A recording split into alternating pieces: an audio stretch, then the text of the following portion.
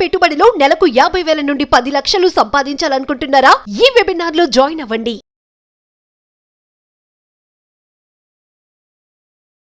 నమస్కారం డాక్టర్ శ్రీ ఆచార్య అనంతకృష్ణ స్వామి గారు. నమస్కారం అండి. Thank you so much for the positive vibes.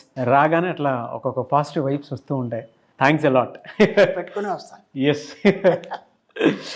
So చాలామంది అంటే మనం సబ్జెక్ట్ స్టార్ట్ చేసే ముందు క్లాసెస్ ఎక్కువ మంది అడుగుతున్నారు. ఎప్పుడు ఉండే అవకాశం ఉంది, ఎక్కడెక్కడ ఉండే అవకాశం ఉంది?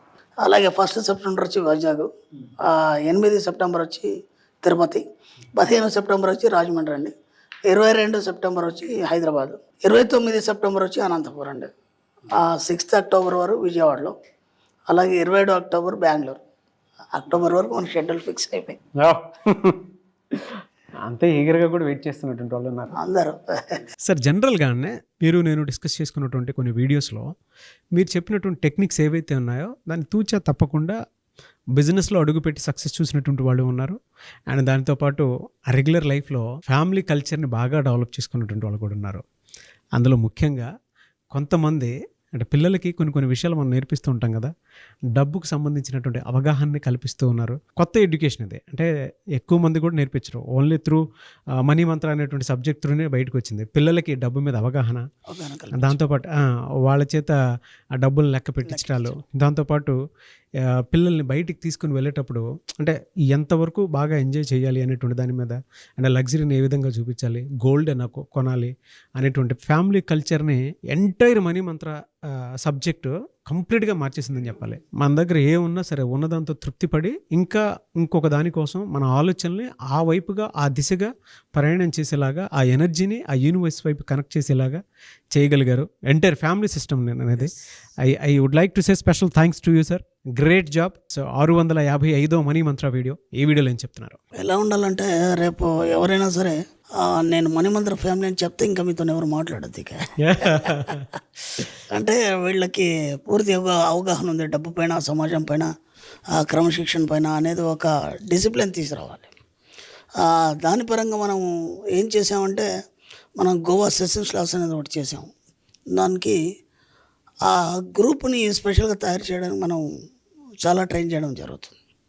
అంటే ఆ గ్రూప్ని నేనే స్పెషల్గా ట్రైన్ చేయడం జరుగుతుంది. ఎవ్రీడే వాళ్ళకి కాషన్స్ ఇవ్వడం కానీ అవన్నీ జరుగుతున్నాయి. ఇంతకుముందు మనం ఏం చేసేదంటే, మా చిన్నప్పుడు నాకు తెలిసి, లేదంటే దాదాపు ఇప్పుడు కూడా చాలా ఇళ్ళల్లో ఏముంటుందంటే, ఇప్పుడు భార్యాభర్తలు ఏదైనా డబ్బు వ్యవహారాలు మాట్లాడుకునేప్పుడు కానీ, ఏదైనా ఒక ఫంక్షన్ గురించి ఏమైనా మాట్లాడుకునేప్పుడు కానీ సీక్రెట్గా ఇద్దరే రూమ్లో కూర్చొని మాట్లాడుకోవడం జరుగుతుంది. పిల్లలు వస్తే నువ్వు బయటికి వెళ్ళు అని చెప్పేసి డోర్ దగ్గర వేయడం జరుగుతుంది. ఇక్కడ అలా కాదు. మన సబ్జెక్టులు ఏంటంటే, చిన్నప్పటి నుంచే ప్రతిదీ అవగాహన ఉండాలి వాళ్ళకి, ప్రతిదీ అవగాహన ఉండాలి. ఆ పిల్లలే వాళ్ళకేమో అవసరం అనే మాటలు మనం మాట్లాడొద్దు. ఎందుకంటే చిన్నప్పటి నుంచే ప్రతిదీ తెలిస్తే దాని పట్ల జ్ఞానం అనేది వాళ్ళు పెంచుకుంటారు. పెంచుకొని వాళ్ళ జీవితాన్ని ఎలా తీర్చిదిద్దుకోవాలి, ఎలాంటి ఒడిదుడుకుల్లో కూడా తన విజయాన్ని ఎలా సాధించాలి అనే విషయం పట్ల వాళ్ళకు ఆసక్తి కలిగి వాళ్ళు ముందుకెళ్ళడం అనేది జరుగుతుంది. దాంట్లో భాగంగా మనం ఏం చేస్తామంటే, మొత్తం ఫ్యామిలీ అందరూ కలిసి డబ్బులు లెక్కెట్టాలి. 1 నెలకోసారి 15 రోజులకోసారి ఒక కార్యక్రమాన్ని పెట్టుకోవాలి అందరు కలిసి. ఓకేనా? పిల్లలు కూడా ఇంత చిన్న పిల్లలు 3 ఏళ్ళు 4 ఏళ్ళు 5 ఏళ్ళ పిల్లలు కూడా బ్రహ్మాండంగా మనీ లెక్క పెట్టడం, ఐ లవ్ యూ అని చెప్పడం, ఐ లవ్ మనీ అని చెప్పడం, పప్పి తీసుకోవడం, ఈ విధంగా. మళ్ళీ దాంతోపాటు ఏంటంటే, పిల్లలకి ఇంట్లో ఫ్యామిలీకి పుష్కలంగా డబ్బులు ఇవ్వమని చెప్పాం. ఎందుకంటే ఇప్పటివరకు మనకి ఏంటంటే, రోజు యజమాని ఇంట్లో నుంచి బయటకు వెళ్ళినప్పుడు ఒక 500 1000 రూపాయలు ఇచ్చేసి వెళ్ళిపోతాడు ఇంటి ఖర్చులకు అని చెప్పేసి. మళ్ళీ నెక్స్ట్ డే కనుక ఏదన్నా ఆమె ఇంకా ఖర్చులకి ఇవ్వమని అడిగితే, నిన్నే కదా ఇచ్చానని ఒక క్వశ్చన్, మళ్ళీ దాని లెక్కలన్నీ చెప్పాలి. అంటే ఇంత వయసు వచ్చింది, పిల్లలు పెద్దగా అయిపోయినారు, ఆమె నీతో పాటు వయసు పెరిగింది, బుద్ధి పెరిగింది, ఇన్నేళ్ళ నుంచి నీకు సహకారం చేసింది, నీ క్వశ్చన్కి ఆమె ఆన్సర్ ఇవ్వాలి. ఇచ్చిన 1000 రూపాయలకి లెక్క చెప్పాలి. అంటే ఎక్కడున్నాం మనం, ఇంకా ఏ స్థాయిలో ఉన్నాం. కాబట్టి నేను అది కూడా చెప్పాను, ఎప్పుడు లెక్కలు అడగకండి వాళ్ళకి. ఎందుకంటే పాపం వాళ్ళు ఆడవాళ్ళు ఏం ఖర్చు పెడతారు, పెడితే పిల్లల కోసం పెడతారు, లేదంటే ఏమైనా చిన్న వస్తువులు కొనుక్కుంటుంది. పెద్ద వస్తువులు అయితే మీరే కొనిస్తారు కదా. ఇలా ప్రతిదీ కూడా మనం ఏం చేసామంటే, ఒక ఆర్థిక స్వాతంత్రాన్ని ఒక్కొక్క కుటుంబంలో తీసుకొచ్చాం మనం. దాంతో ఏమైపోయింది, ఆర్థికంగా, డబ్బు పరంగా అన్ని రకాలుగా వాళ్ళకి ఒక అవగాహన వచ్చింది. ఇంతకుముందు ఉన్న లైఫ్ కంటే ఇప్పుడు చాలా కొత్తగా లీడ్ చేస్తున్నారు లైఫ్ని. చాలా సంతోషంతో లీడ్ చేస్తున్నారు. కాబట్టి ఇక మన సబ్జెక్టులోకి, మన డబ్బు అనే విషయానికి వస్తే కానీ, లేదంటే ఒక సైంటిస్ట్ పరిశోధనలో కానీ ఒక లోతుకి వెళ్ళినప్పుడు ఏ విధంగా నీకు చిక్కుతుంది, ఏ విధంగా దాని యొక్క అవగాహన కలుగుతుంది అనే విషయం మనం కొద్దిగా మాట్లాడుకుందాం. ఓకే, మనకి అమెరికా శాస్త్రమైనటువంటి డాక్టర్ గేట్స్ అని చెప్పేసి ఆయన ఒక పరిశోధన చేశాడు. మనం ఎన్నోసార్లు చెప్పుకున్నాం ఏంటంటే ఈ సబ్జెక్ట్లోకి వచ్చిన తర్వాత మీరు ఒంటరి అయిపోవాలి ఫస్ట్, ఓకేనా. ఆ తర్వాత మౌనం వహించాలి, వీలైనంత మటుకు మాటలు తగ్గించేసేయాలి, ఆ నిరంతరం డబ్బు సంపాదించాలని పట్టి ఉంచాలి. ఇది మన పరిశోధన. ఇప్పుడు వాళ్ళ పరిశోధనలో వాళ్ళు ఏమేమి కనిపెట్టాలి, ఏమేమి చేయాలనే దాంట్లో కూడా సిస్టమ్ అనేది ఒకటే, ఆ సబ్జెక్ట్ అనేది వేరు. సిస్టమ్ అనేది ఒకటే, సబ్జెక్ట్ వేరు. నేను ఎన్నోసార్లు చెప్పాను, ఒక పిల్లాడు ఉన్నాడు, ఎగ్జామ్స్కి ప్రిపేర్ అవుతున్నాడు. ప్రిపేర్ అయినప్పుడు మనం ఏం చేస్తామంటే వాళ్ళకి ఒక సెపరేట్ రూమ్ కేటాయిస్తాం మనం. ఇప్పుడు ఆ ఎగ్జామ్స్ అయ్యే నెల రోజుల ముందు నుంచి ఆ పిల్లాడు బయటికి రాడు, బయట సమాజంతో కలవాడు, తను ఒంటరిగానే ఒక రూమ్లో కూర్చొని ప్రాక్టీస్ చేస్తుంటాడు, బై హార్ట్ చేస్తుంటాడు. అలా చేయడం వల్ల పదే దాని మీదనే దృష్టి పెట్టడం వల్ల ఏమైంది, అది తన సబ్కాన్షియస్ మైండ్ పట్టుకొని ఎగ్జామ్లో మంచి ఫస్ట్ క్లాస్లో పాస్ అవ్వడం జరిగింది. అలాగే ఒక సైంటిస్ట్ ఉన్నాడు, ఒక పరిశోధన చేసినప్పుడు ఆ పరిశోధనశాలలో ఆయన దాదాపు కొన్ని సంవత్సరాలు గడుపుతాడు ఒంటరిగా. అలాగే అతను కూడా ఏదో సాధిస్తాడు, ఒక కొత్త విషయాన్ని కనిపెడతాడు. మనం డబ్బు అనే విషయాన్ని కనిపెడతాం. వాళ్ళ దాంట్లో వాళ్ళు అవి కనిపెట్టారు, మనం డబ్బు అనేది పొందాం. అయితే దీనికి ఒక చక్కని థియరీ చెప్పాడు ఆయన. ఏం చెప్పాడంటే, ఆయనకు ఒక రూమ్ ఉంది, ఓకేనా. ఆయన సింపుల్గా ఏం చేస్తాడంటే రూమ్లో ఒక డిమ్ లైట్స్ ఉన్నాయి, ఒక 4-5, ఓకేనా. ఆయన తన పనులన్నీ కార్యక్రమాలు ముగించుకొని రాత్రుల్లో వెళ్ళేసి ఆ రూమ్లో కూర్చుంటాడు హాయిగా, ఓకేనా. ఇక ఎవరితో నీ సంపర్కాలు కానీ లేకపోతే ఫోన్ కానీ చాటింగ్లు కానీ ఏముండవు. ఇక ఆ రూమ్లోకి వెళ్ళిపోయి ఆ రూము, నేను ఇంతకుముందు కూడా మొన్న వీడియోలో చెప్పాను, నేను మీకంటూ ఒక ప్రపంచాన్ని ఏర్పరచుకోండి. ఈ సమాజంతో కాకుండా మీకంటూ ఒక ప్రపంచాన్ని ఏర్పరచుకోండి. మీకంటూ ఒక రూమ్ని సెపరేట్ తయారు చేసుకోండి. ఆ రూమ్లో అడుగు పెడితే మీ ప్రపంచంలోకి అడుగుపెట్టిన ఫీలింగ్ మీకు రావాలి. దాంట్లో ఎవరికి పర్మిషన్ ఇవ్వకండి అని చెప్పాను నేను. ఎందుకంటే చాలామంది మేధావులు కానీ చాలామంది గొప్ప వాళ్ళందరూ కూడా అలాగే ఉంటారు మ్యాక్సిమం, అర్థమైందా. అతను ఏం చేస్తాడంటే ఆ రూమ్లో కూర్చుంటాడు, 1 గంట సేపు 2 గంటలు 3 గంటలు కూర్చుంటాడు, ఊరికే కూర్చుంటాడు, ఇంకేం చేయడు, ఓకేనా.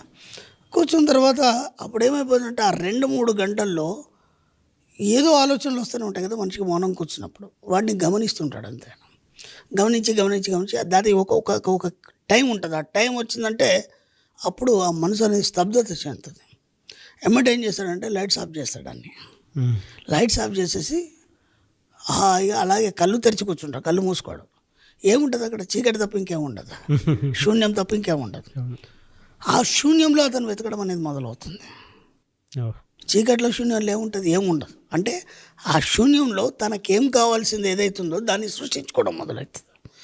అలా 1 గంట సేపు అలాగే ఉంటాడు ఆయన, ఓకేనా.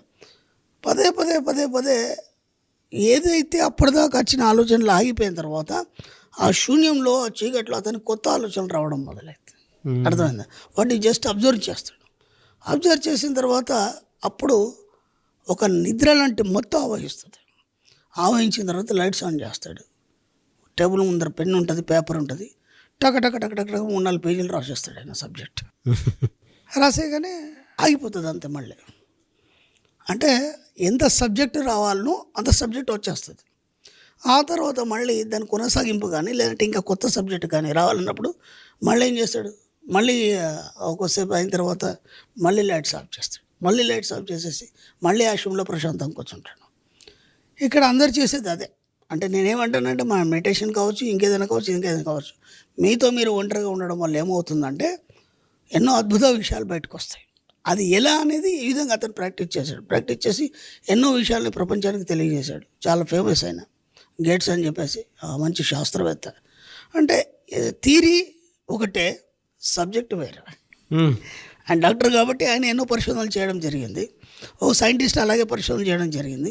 ఒక స్టూడెంట్ తన యొక్క స్టడీ విషయంలో అలాగే స్టడీ చేయడం జరిగింది. అంటే ముందు నువ్వు ఏదైనా సాధించాలన్నప్పుడు నువ్వు ఈ సమాజం నుంచి ఒంటరి అయిపోవాలి, నీలోకి నువ్వు ప్రవేశించాలి. నీ యొక్క అంతర్గతమైనటువంటి శూన్యంలోకి నువ్వు ప్రవేశించినప్పుడు నీకు కావాల్సింది అది మీకు ఒక టీచర్ లాగా కానీ లేదా ఒక ట్యూటర్ లాగా కానీ ఆటోమేటిక్గా మీ మనసు మీ ట్యూటర్ కాబట్టి అది చక్కని అడ్వైజ్ ఇచ్చేసి మీకు కావాల్సిన సమాచారాన్ని అందిస్తుంది. ఇలాగే నేను చాలా రోజుల క్రితం ఒక వీడియో చేశాను. ఒక పిల్లాడు ఉన్నాడు, ఆ రాత్రిలో ఏదో ప్రాబ్లం సాల్వ్ చేస్తున్నాడు, మ్యాథ్స్ ఎంతకీ రాలేదు, అలసిపోయినాడు, నిద్ర వచ్చిండు, అలాగే టేబుల్ మీద పడుకొని పోయినాడు. ఎర్లీ అవర్స్లో అనుకోకుండా మెలకు వచ్చింది, టక్కిన ప్రాబ్లం సాల్వ్ చేసిండు అబ్బాయి. అప్పటిదాకా రాని ప్రాబ్లము అప్పుడంతా ఒక క్షణంలో అది ఇలా సాల్వ్ అయిపోయింది అనేదానికి మన శాస్త్ర విజ్ఞాన ప్రకారం ఏంటంటే మన పురాణాలు ఇతిహాసాలు తీసుకున్నప్పుడు ఇప్పుడు ఒక సబ్జెక్ట్ తీసుకున్నప్పుడు ఆ ఒక గణిత శాస్త్రం అనుకోండి, దానికి ఆద్యులు ఎవరు? ఆర్యభట్ట, లేదంటే మనకి రామానుజ, వీళ్ళు ఉన్నారు. వాళ్ళకి సంబంధించిన సోల్ సచ్చా ప్రాబ్లమ్ సాల్వ్ చేసి వెళ్ళిపోతాయి అంట. అర్థమవుతుందా? కాబట్టి ప్రతిదానికి ఒక ఆద్యుడు అనేవాడు ఉంటాడు. ఇప్పుడు డబ్బు అనుకోండి, అర్థశాస్త్రం రాసిన చాణక్యుడు ఉన్నాడు. అర్థమైందా? గోల్డ్ అనుకోండి, రాముడు, ఇట్లాంటి రావణ బ్రహ్మణుడు లాంటి చాలా ఉన్నారు. అదొక విద్య, అది రస విద్య అనేది. ఇట్లా ప్రతి విద్యకి ఒక ఆద్యుడు ఉంటాడు. వాళ్ళకి సంబంధించినటువంటి ఒక రకమైనటువంటి సోల్ వచ్చేసి మనకు హెల్ప్ చేయడం జరుగుతుంది. ఎప్పుడైతే అది నువ్వు ఒంటరిగా ఉన్నప్పుడు ఏదో రకంగా ఏదో రూపంలో వచ్చేసి అది మీకు హెల్ప్ చేసి వెళ్ళడం జరుగుతుంది. కాబట్టి ఇంపాసిబుల్ అనేది లేదు మన సబ్జెక్ట్లో. ఏదైనా సరే, నువ్వు ఏ సబ్జెక్ట్లో అయినా సరే దాన్ని సాధించాలనుకున్నప్పుడు వీలైనంత మౌనం వహించి ఒంటరితనంలో నువ్వు శూన్యం అయిపోయి నీలోకి నువ్వు ప్రవేశించినప్పుడు నువ్వు ఏదైనా సాధిస్తావు. అలాగే డబ్బు సింపుల్, ఖచ్చితంగా సాధిస్తారు. ఎనీవేస్ సార్, థ్యాంక్ యూ అండి. Thank you so much doctor Shri Acharya Anantakrishna Swami గారు. థ్యాంక్ యూ అండి.